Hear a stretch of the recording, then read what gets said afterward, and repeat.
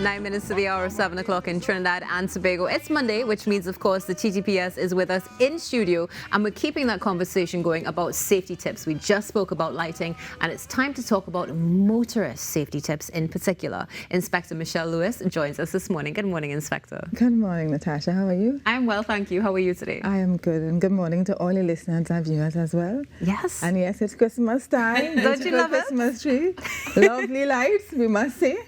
I tell you, it definitely has brought the energy to this morning. It has. But one thing we don't want this season is for persons to see the police lights and no, we don't want to see and siren, because persons would have committed some kind of traffic offense. So this morning we are speaking safety tips for motorists, particularly those who are shopping. Yes. And so we want to start off with securing your vehicle, Natasha, windows and doors. Right.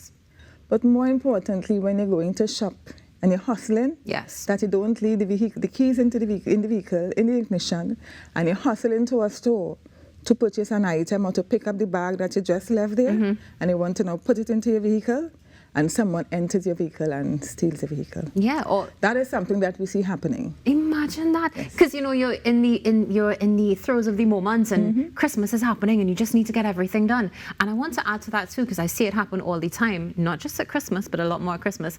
Anywhere becomes a parking spot. That's right. That's right. Yeah. That's right. Anywhere. And so you have signs and signals that persons do not comply with in relation to the Motor Vehicle and Road Traffic Act. Right. And those signs and signals, for example, missing no parking on this side of the road or no parking on that side of the road, Monday, Wednesday, and Friday between whatever time. And that is so that there is a free flow of traffic, even if parking is allowed on a particular road. Right.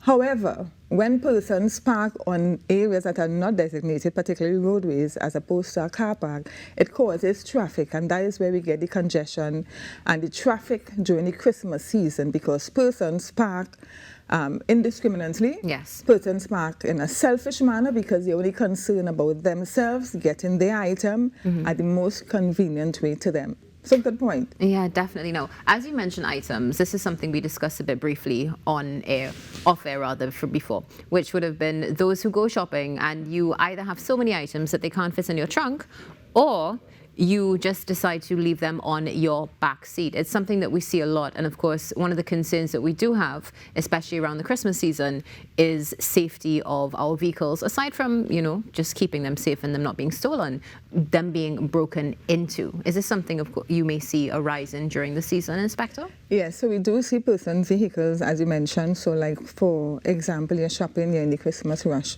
and even outside of the Christmas rush as well.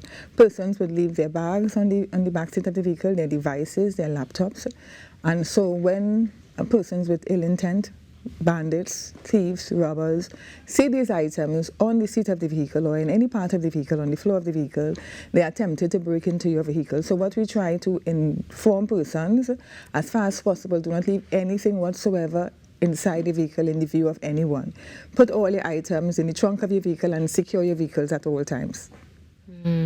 Definitely. And do you see people adhering to that, though? Let's be frank about it. When persons are not cognizant of what they're doing and the environment, persons are careless, and it does happen.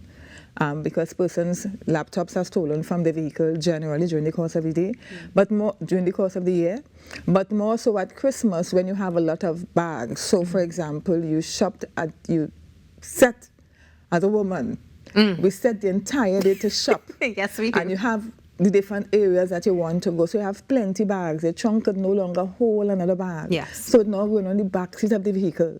And you go into a store and all these bags are on your vehicle, and so it happens. Now, you see, as you mentioned that particularly as well, you know, there are some times where we can take as many precautions as we want, but what can we do to also not necessarily call attention to ourselves? Because as you mentioned, as a woman, we have a map. We know exactly where we're going. We're probably going to be leaving the mall with numerous bags. And what can we do to ensure we're safe when it comes to perhaps observing our surroundings? Right. So it's always important as an individual when you're parking a vehicle, even though you're parking in a designated parking lot, to pay attention to the vehicles where you park, the lighting if it's in the evening, or when you're coming out of that area if it's going to be dark. Ensure that where you're parking it's well lit and clear. Also pay attention to whether anyone is in the car park following you another vehicle. is approaching you and that kind of thing. Also, when you are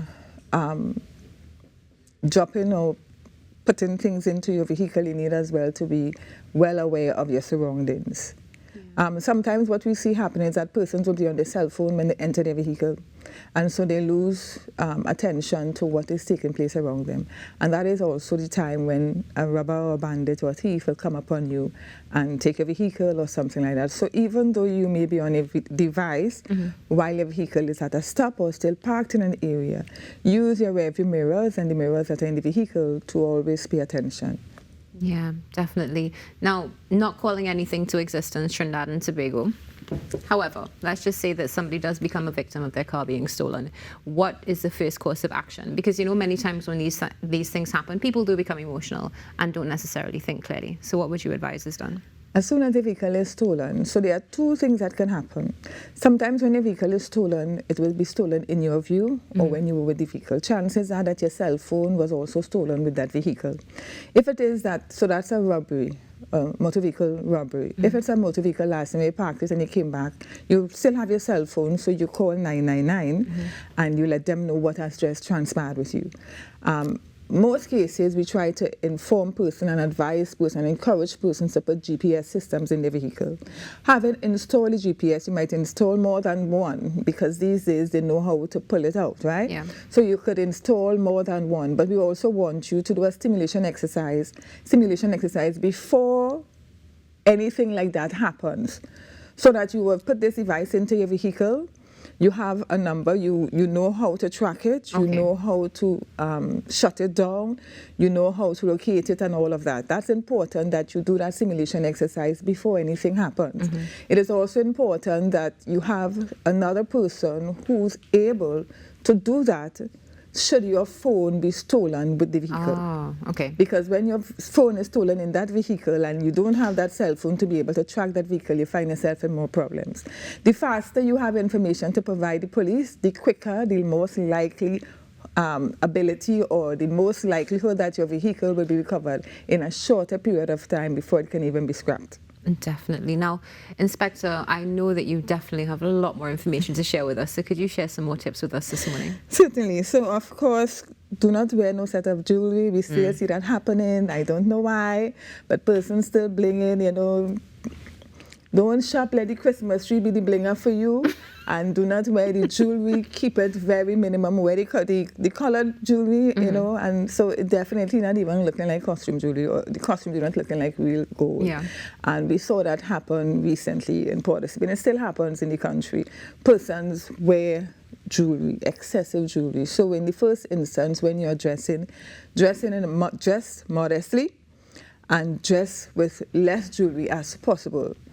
As well as you don't want to be dressing with your jewelry and then when you reach and you know you're going out of your vehicle, you take off your jewelry and you put it in your glove compartment and somebody would have seen that you would have done that. So it's important that you do not wear a lot of jewelry. Watch, for example, so we have a lot of Christmas events happening.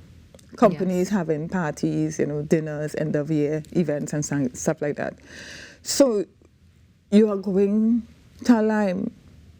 Drinking is a part of it, alcohol consumption. Do not drink and drive. If you know that is something that you enjoy doing, ensure that you have a designated driver or a vehicle that can pick you up thereafter. You do not want the police lights, Natasha, and swivel to come up on a scene because that will be the type of Christmas you would have. You don't want to get an arrestable offense or charge. That is not the Christmas you want, nor the family to experience. So if you are drinking alcohol and you have consumed a certain level, do not drink and drive. Do not speed either on the roadways. That is also an offense, and we encourage you to take your time. 24 hours in a day is only that much. If you left late, chances are you're going to be late. You can't cause the vehicle to fly because it's a road vehicle. So take your time on the road and drive safely, not just for yourself, but also for others and your family that is expecting you to return home safely. I couldn't agree with you more, because I think especially during the seasons, Christmas season, carnival season, we see a lot of erratic driving taking place. We see 3 lanes turn into 4 lanes and goodness knows what else, which is Shoulder terrifying turning as into well. a lane. Yes. Shoulder turning into a Shoulder lane. turns into a lane. Yes, And you and wonder what's other going vehicles on. are following that, knowing very well it is not a lane, and sometimes it's because of the traffic congestion Yeah. that these things are happening. So obey the traffic signs and signal. Obey, of course, the police officers in uniform, traffic wardens in uniform. Comply with instructions of officers. It's important that we do our part, that we are responsible motorists in this Christmas season. Park safely and be safe as far as possible. One of the other things that we want to mention as well is using handheld devices, cell phones. So yes, we know that in the vehicles these days, you have vehicles that, you plug into your Bluetooth and that kind of thing, you connect to the Bluetooth. But some persons will still be utilizing their cell phone or to send a message, or something like that. That is a tickable offense. You can be fined $1,000 for that. Yes. And you can lose some demerit points, gain some demerit points. So what the Trinidad and Tobago Police Service is saying to you this morning is that we want you to enjoy your Christmas season. We want you to be alert and vigilant when you're enjoying this Christmas season, because we want you to enter into the new year happy like Pappy with no criminal records and your family safe and sound. Agreed. Definitely. That is what we need, Trinidad and Tobago, and to keep that extra money in your pocket, because sometimes, think about it. Next time you decide to pull out your cell phone while you're driving, I mean, you shouldn't, but as you mentioned, we see people do it all the time. Think about the demerit points on your license and think about where that money could be going to, such as a bill. And as Raucus would have said earlier, the 2 years of January, that is coming as well. Yes. Do you have any closing comments for Trinidad and Tobago, Inspector? Certainly. One other point we'd like to raise in relation to drive-through ATMs. We see that happening a lot. We have more of that taking place in Trinidad. And so even as you're driving up to the ATMs, be alert as well. So just want to plug that in. Be safe in Trinidad and Tobago. Remember, if you see something, say something, dial 999-555-800-TIPS and partner with the Trinidad and Tobago Police Service to make every place in Trinidad and Tobago safe. Beautiful. Thank you so much, Inspector. I'm looking forward to having you with us again next week. And thank you for the coffee. It's been a pleasure. Trinidad and Tobago Inspector Michelle Lewis from the TTPS with us this morning, talking about motorist safety, so important. Gentle reminder, remember 999-911-555-736-8877. Keep these numbers on hand and stay tuned, because your birthdays are coming up right after this very short break on Now. All